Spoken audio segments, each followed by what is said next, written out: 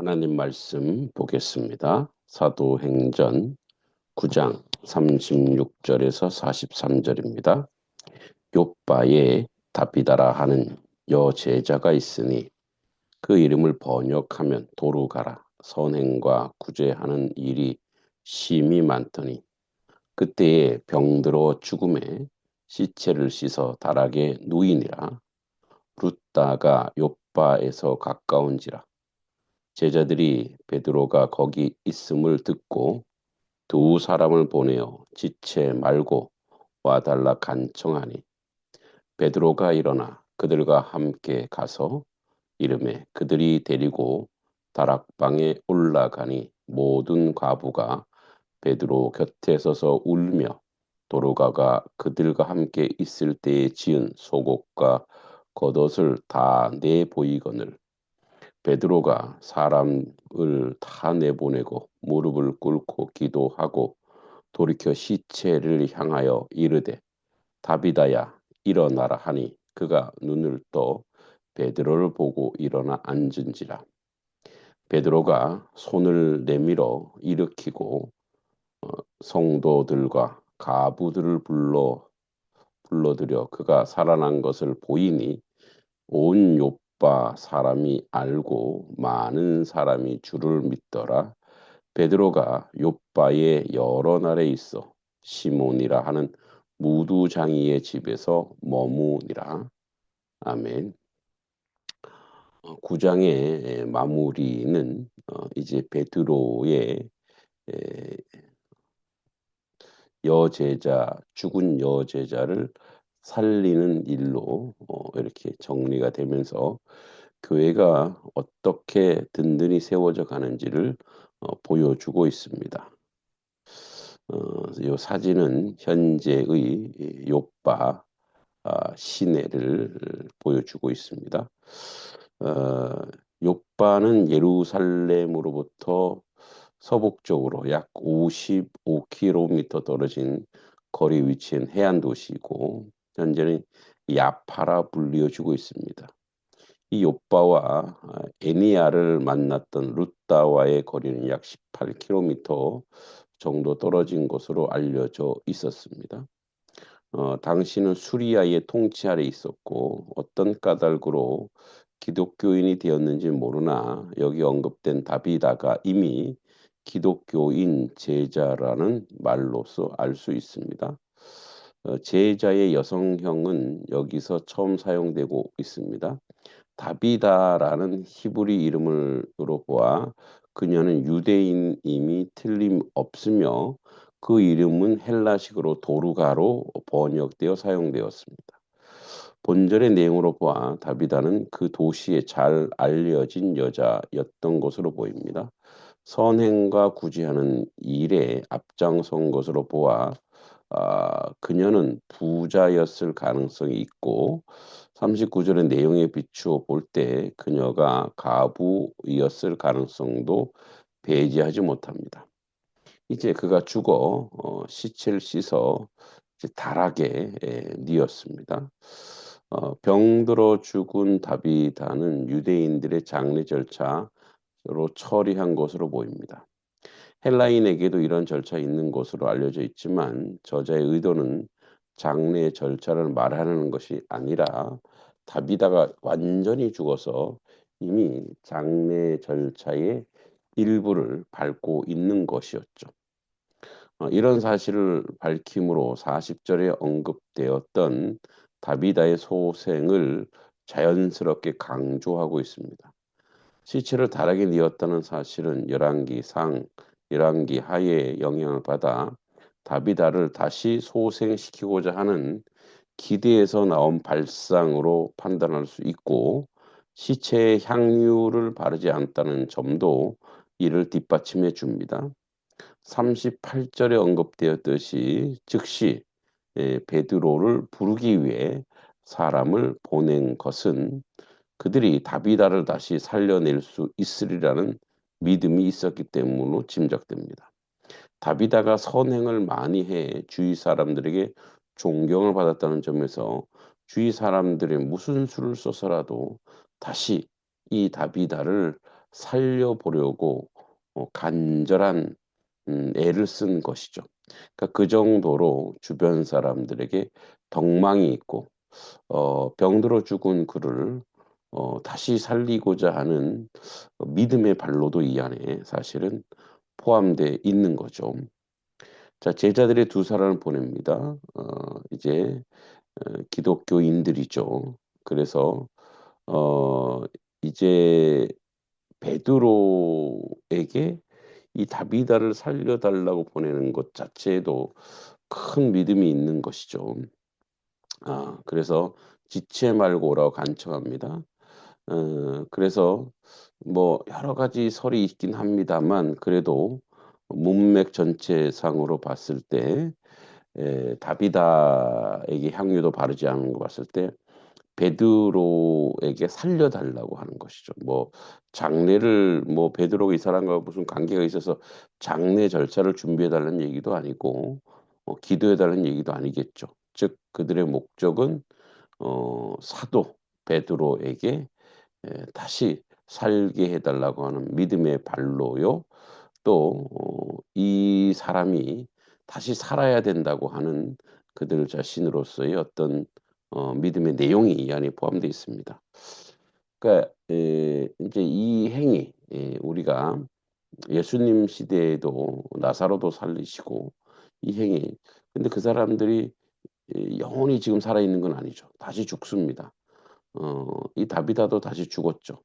그럼에도 불구하고 이 다시 살리는 행위는 어 그리스도의 복음의 능력은 죽은 자를 살린다고 하는 그 근저 아래 죄악을 이긴다고 하는 복음의 진수가 부활이라고 하는 내용 속에 들어있는 거예요. 그러니까 다시 살아나서 뭘 하고 이게 아니라 살려낸다라고 하는 것. 그리고 이제 영원한 부활이 있음을 상징적으로 보여주는 그런 내용이죠. 자, 여기서 모든 가부는 아마도 다비다의 죽음을 애통해하는 사람들이고 평소 다비다로부터 도움받았던 그런 가부들이죠. 친구들일 수도 있겠고요. 그래서 가부들이 구제의 대상에 속했다는 점에서 이 다비다로 도움을 많이 받았던 그런 사람들이죠. 자, 저희와 함께 있을 때 지은 속옷과 겉옷. 음. 함께 있을 때 지은 속옷과 겉은 아마도 뭐 다비다를 추모하기 위해서 또는 다비다가 생전에 아마 이 봉제 작업을 했던 그 당시에 이제 지금은 봉제가 흔하죠. 그러나 그 당시에 봉제는 고도의 기술자이며 동시에 옷이 흔하지 않았던 철이 흔하지 않았던 사람들이기 때문에 특히 여성들은 옷이 매우 중요했기 때문에 아마도 다비다의 직업 또 다비다가 어떻게 저들을 또 구제했는지 그것을 이제 보여주는 거죠. 그래서 아마 가부들이 베드로에게 옷을 보여준 행위는 그가 살아생전 어떤 삶을 살았는지를 보여주고 그를 또 기억하고 그의 은혜에 기억하고 추모하는 그런 내용이라 할 수 있습니다. 자, 베드로가 이제 부활에 살려내는 역사를 이룹니다. 자, 본절에서 베드로의 치유 방법은 예수의 행위를 모방했다 할 정도로 아주 비슷합니다. 사람들을 먼저 다 내보냅니다. 예수께서도 야이로의 딸을 살릴 때 상황과 비슷하죠. 아마도 베드로는 야이로의 딸을 살릴 당시 예수에게 배운 대로 했을 가능성이 높습니다. 특히 다비다야 일어나라라고 하는 말은 아람어로 하면 야이로 따르게 했던 예수의 딸리다 굼과 일치합니다. 또한 여기서 34절에 베드로가 애니아를 고칠 때 언급했던 예수의 이름에 대한 언급은 없습니다. 아마도 예수의 행위 그대로 모방했기 때문일 겁니다. 한편 무릎을 꿇고 기도했다는 것은 이것은 열왕기 하에 나오는 엘리사의 행위와도 비슷합니다. 그러니까 베드로는 어떻게 보면 뭐 짬뽕한 거죠. 퓨전을 취한 것일 수도 있죠. 엘리사와 예수님의 그 내용들을 모방해서 살려냅니다. 자, 손을 내밀어 일으키고 베드로가 깨어난 다비다를 일으키는 모습 역시 마가복음 5장 41절에 보여준 예수의 행위와 비슷합니다. 베드로는 예수의 이름과 권위로 병을 고치면서 자신의 행위 속에서 예수의 능력이 함께함을 보여줍니다. 또한 이러한 베드로의 행위에 부활한 예수가 사도들을 통해 세상에 계실 때 같은 일을 하고 있음을 암시합니다. 자, 사람들이 이제 그의 다시 살아난 것을 보게 됩니다. 자, 이것은 그들에게 보여주는 것은 전도를 하기 위한 베드로의 의도이죠.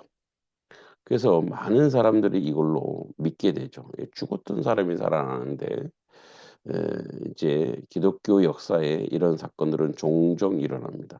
하나님의 특별한 은총과 은혜죠. 다윗의 희생 결과 룻다의 애니야를 치료했던 것과 동일합니다. 따라서 이 치병의 이야기는 초기 기독교 확장에 치유의 기적과 밀접한 연관이 있음을 시사하고 있습니다. 아프리카 아시아 선교 때에 의료 선교가 공허한 것도 이와 같은 맥락이죠. 근데 베드로가 어디 있느냐? 바로 시몬이라고 무드장 즉 피장.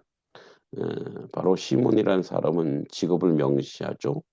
어, 이 사람은 이제 가죽 세공업자죠. 가죽. 그러니까 피역 제조업자입니다.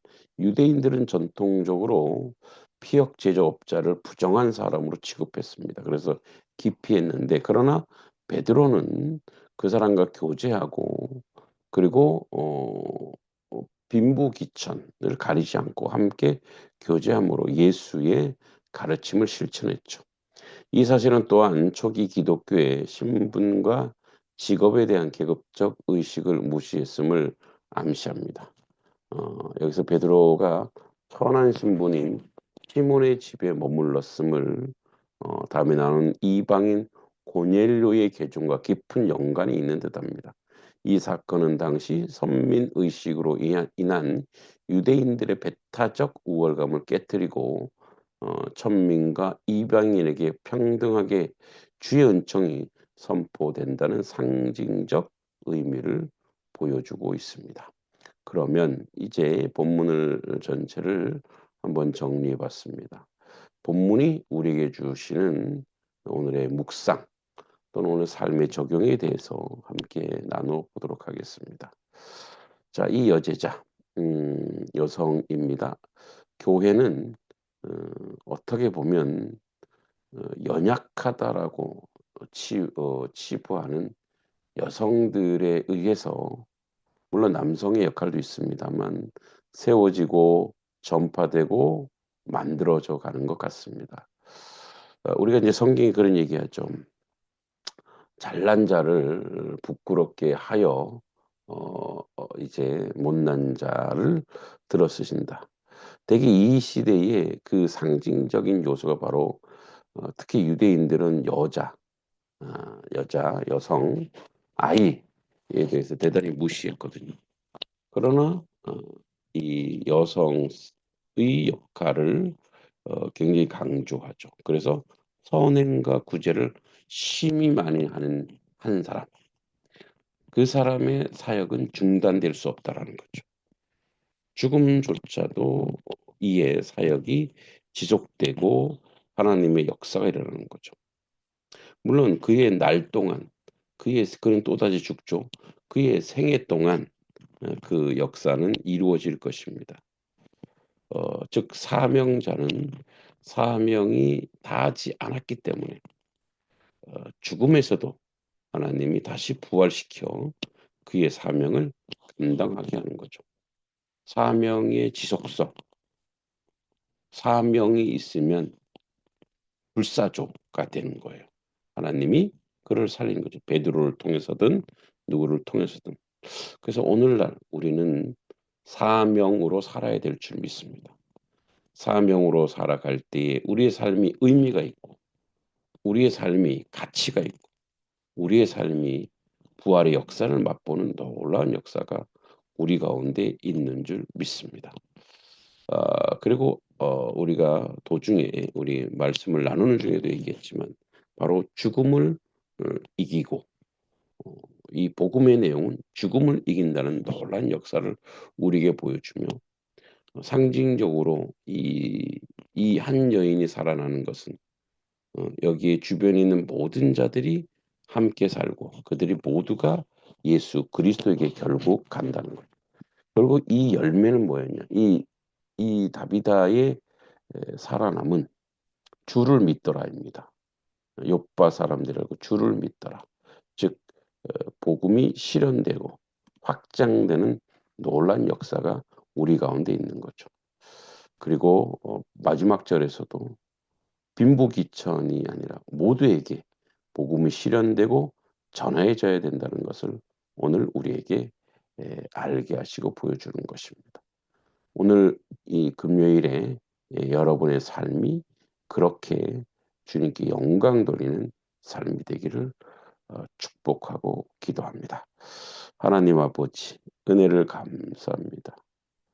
우리는 사명으로 살아야겠습니다. 사명으로 사는 자 죽어서도 살아갑니다.